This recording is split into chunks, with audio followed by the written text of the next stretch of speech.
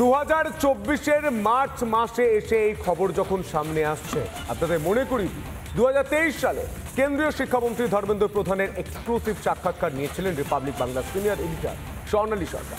কেন্দ্রীয় শিক্ষামন্ত্রী বলেছিলেন বাংলার মধ্যে জাতীয় ইনস্টিটিউট অফ অ্যানিমেশনের জন্য আবেদন করেছিল যাদবপুর। অনুদান দিতে রাজি ছিল কেন্দ্র, কিন্তু দুর্ভাগ্যের বিষয় বাংলার সরকারের উদাসীনতার জন্য যাদবপুরের জন্য যে উন্নয়ন প্রয়োজন ছিল তা সম্ভব হয়নি। আমরা শুনেছিলাম যে যাদবপুর বিশ্ববিদ্যালয়, যেটা আমাদের খুব গর্বের বিশ্ববিদ্যালয়, সেই যাদবপুর বিশ্ববিদ্যালয় কিন্তু আলাদাভাবে নির্বাচিত হয়েছিল এবং তার জন্য নাকি বেশ বড় রকমের একটা অ্যামাউন্ট, একটা ফান্ড কেন্দ্র তরফ থেকে আসার কথা ছিল। সেটাও কি শেষ পর্যন্ত? भारत सरकार एक स्कीम लेके आए, इंस्टीट्यूट ऑफ एमिनेंस IOE। उसमें 3 साल पहले अनेक इंस्टीट्यूशंस को सिलेक्ट एप्लीकेशन मंगाया गया। सरकारी इंस्टीट्यूशंस, केंद्र सरकार की, राज्य सरकार की, कई प्रकार के इंस्टीट्यूशंस को बुलाया गया। सबने एप्लीकेशन डाला, बंगाल के कई लोगों ने डाला। जादवपुर यूनिवर्सिटी भी एप्लीकेंट था और जादवपुर यूनिवर्सिटी की बैकग्राउंड को देखते हुए, उसकी इंटेलेक्चुअल क्रेडिबिलिटी को देखते हुए, क्योंकि जादवपुर यूनिवर्सिटी देश की एक इंटेलेक्चुअल हॉटस्पॉट है, जादवपुर यूनिवर्सिटी को उसमें सिलेक्ट किया गया। उस स्कीम पे भारत सरकार 5 साल में 1000 करोड़ रुपया की ग्रांट देती। ঠিক। এবং যে সময় যাদবপুর বিশ্ববিদ্যালয়ে সিলেক্ট হয়েছিল ইনস্টিটিউট অফ এমিনেন্সের জন্য, সেই সময় খুব সবাই জেনেও ছিল, এটা খুব গর্বের বিষয় ছিল রাজ্যের জন্য, বাংলার জন্য, কারণ খুব সম্ভবত মাত্র 6টি বিশ্ববিদ্যালয়, এই 8টি বিশ্ববিদ্যালয় सरकारी নির্বাচিত হয়েছিল, जिसमें राज्य विश्वविद्यालय में जादवपुर ही था, स्टेट यूनिवर्सिटी। उस समय में हम लोगों ने नहीं देखा था कि बंगाल में राजनीति किसके हाथ में है। जादवपुर है, ठीक, ये बंगाल की धरोहर है, देश की धरोहर है। लेकिन दुर्भाग्य की बात है, बंगाल सरकार ने जादवपुर यूनिवर्सिटी को शायद मना किया होगा या जादवपुर यूनिवर्सिटी उसमें ज्वाइन नहीं किया। एक प्रकार से रिसर्च के लिए, हायर एकेडमिक परसुएशन के लिए जो व्यवस्था आनी चाहिए जादवपुर में आ नहीं पाई। দোল পূর্ণিমার আগে মায়াপুরে সাজো সাজো রব, মায়াপুরের দিকে নজর রাখতে হচ্ছে। ইতিমধ্যে মায়াপুর গিয়ে পৌঁছে গিয়েছেন আমাদের প্রতিনিধি কিশলয়, আমার সহকর্মী কিশলয় পৌঁছে গিয়েছে মায়াপুরে। মায়াপুরে সাজো সাজো রব ইতিমধ্যে সাজানো শুরু হয়ে গিয়েছে।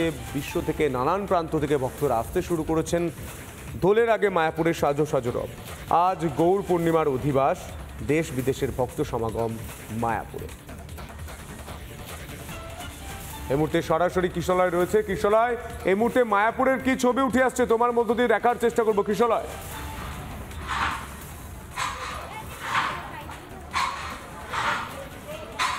সন্তোষ শ্রীধাম মায়াপুর শ্রী চৈতন্য মহাপ্রভুর জন্মস্থান থেকে প্রথমেই প্রত্যেক দর্শককে এবং তোমাকে জানাই মহামন্ত্র বলে আমি প্রথমেই শুরু করব। হরে কৃষ্ণ কৃষ্ণ কৃষ্ণ হরে হরে, হরে রাম রাম রাম হরে হরে। চৈতন্য মহাপ্রভু বলতেন প্রসাদ সেবন করা অত্যন্ত গুরুত্বপূর্ণ।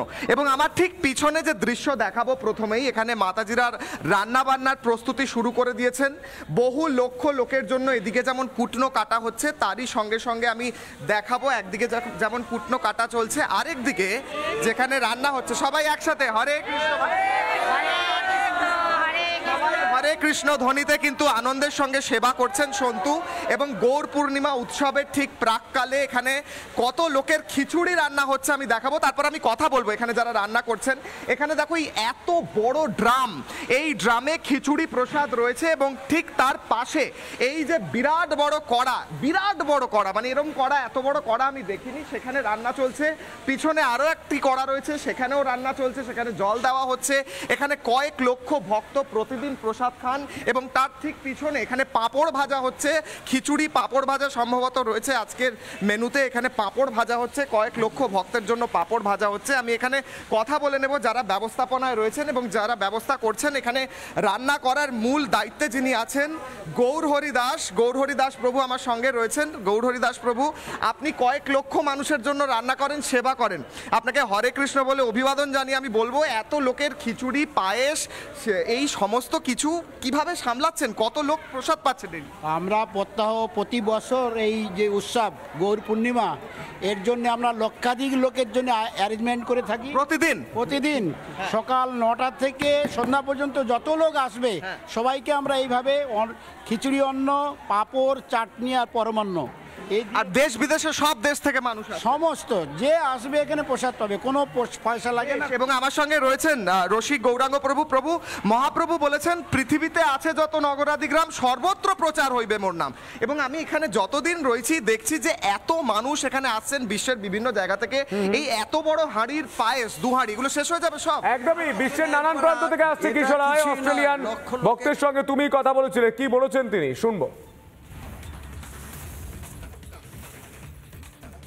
মহাপ্রভু আবির্ভাব, এটা কলিযুগে অবতার, উনি এসেছেন পতিত পাবনের জন্য। আমরা সব এই কলিযুগে বর্তমানকালে সবাই ভগবানকে ভুলে গিয়েছে।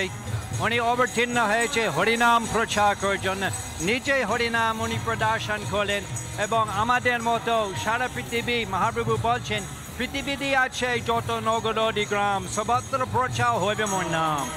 আপনারা মায়াপুরে এসে দেখবেন কত হাজার হাজার বিদেশ ভক্তরা আছেন।